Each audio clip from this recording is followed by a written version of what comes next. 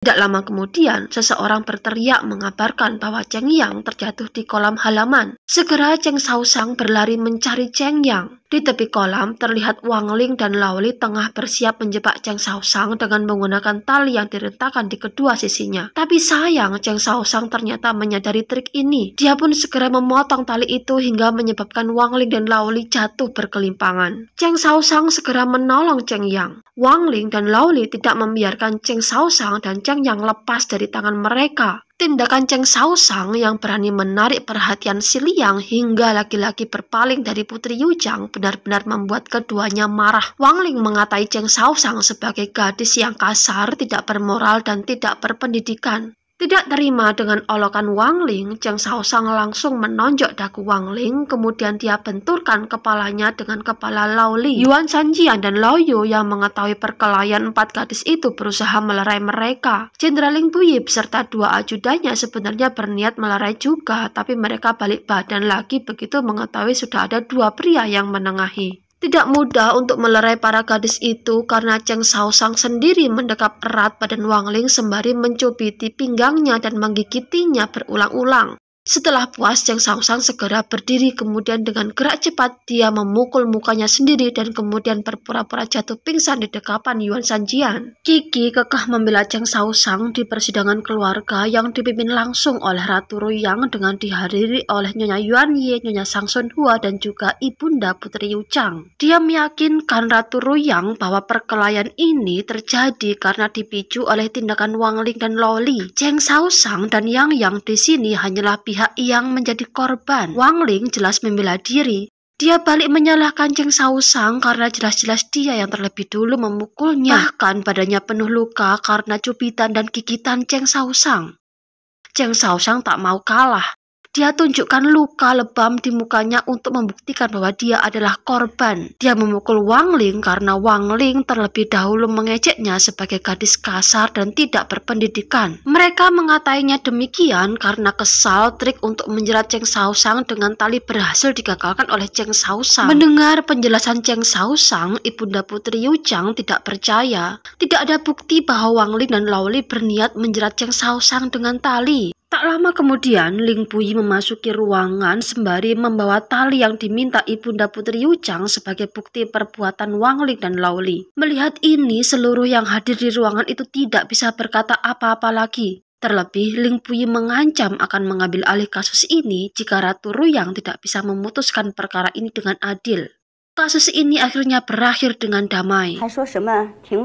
Malam harinya, di kamarnya, sembari lukanya dibalut oleh Liang Feng, Cheng Shaoshang mengungkapkan betapa puasnya dia bisa memberi pelajaran pada Wang Ling. Tak lama kemudian, seorang pelayan memberitahukan bahwa Nyonya Yuan Yi meminta Cheng Shaoshang agar menemuinya di aula Ji Sui. Cheng Shaoshang terkejut. Segera dia meminta Liang Feng untuk memberitahu 2 saudara laki-lakinya agar segera menolongnya dari hukuman yang kemungkinan akan diberikan oleh ibunya. Cheng Shaoshang memasuki aula sambil berpura-pura tidak bisa melihat dengan jelas karena luka lebam di area matanya. Ibunya yang melihatnya sama sekali tidak menaruh kasihan dengan keadaannya ini.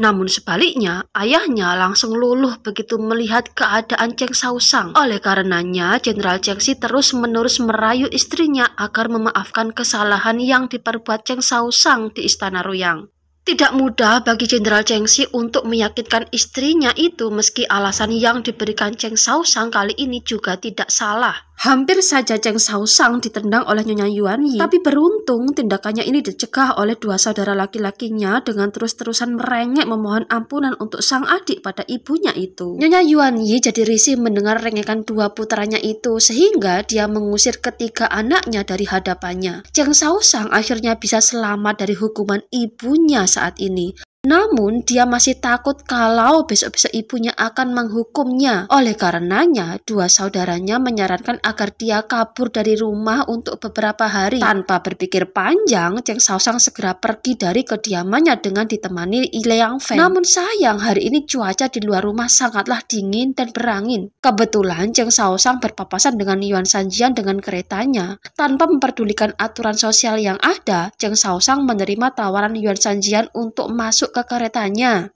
Yuan Shanjian sendiri cukup senang bisa bertemu lagi dengan Cheng Shaoshang. Kali ini, tanpa banyak basa-basi, Yuan Shanjian meminta Cheng Shaoshang untuk menemui ibunya. Mendengar ini, jelas Cheng Shaoshang kaget. Dia pun mencoba mempertanyakan permintaan Yuan Shanjian ini, apakah sekiranya Yuan Shanjian berniat menunjukkannya pada ibunya sebagai calon istrinya. Sontak, Yuan Shanjian merasa gengsi. Sambil tersenyum sinis, dia menjawab bahwa tidak mungkin baginya untuk mempunyai istri macam Cheng Shaoshang. Gadis yang tidak hanya kasar, suka melawan, tapi juga licik.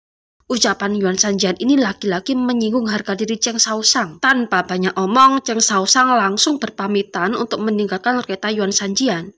Cheng Xiaotong dan Chen Song keluar menyusul Cheng Shaoshang yang masih berada di depan kediaman keluarga Cheng. Mereka membujuk adiknya itu agar kembali masuk karena mereka menjamin bahwa ibu mereka tidak akan menghukum Cheng Shaoshang. Namun apa daya, Cheng Shaoshang masih terlalu takut untuk kembali ke rumahnya. Oleh karenanya, Cheng Shaoshang memutuskan untuk pergi menginap di kediaman Jenderal Wan. Sementara itu, Nyonya Yuani sebenarnya menyayangkan kepergian putri satu-satunya itu. Dia khawatir padanya mengingat cuaca di luar saat ini sangatlah dingin. Namun apa boleh buat, dia sendiri tidak bisa mencegah keinginan putrinya itu. Di kediaman Jenderal Wan, ternyata Jenderal Wan tengah kedatangan tamu istimewa yaitu Jenderal Ling Puyi. Maksud Jenderal Ling Puyi menemui Jenderal Wan adalah untuk meminta peta tua kota Shu. Jenderal Ling Puyi yakin bahwa peta yang dicarinya itu saat ini ada di tangan Jenderal Wan, tapi sayang Jenderal Wan tidak mengakuinya.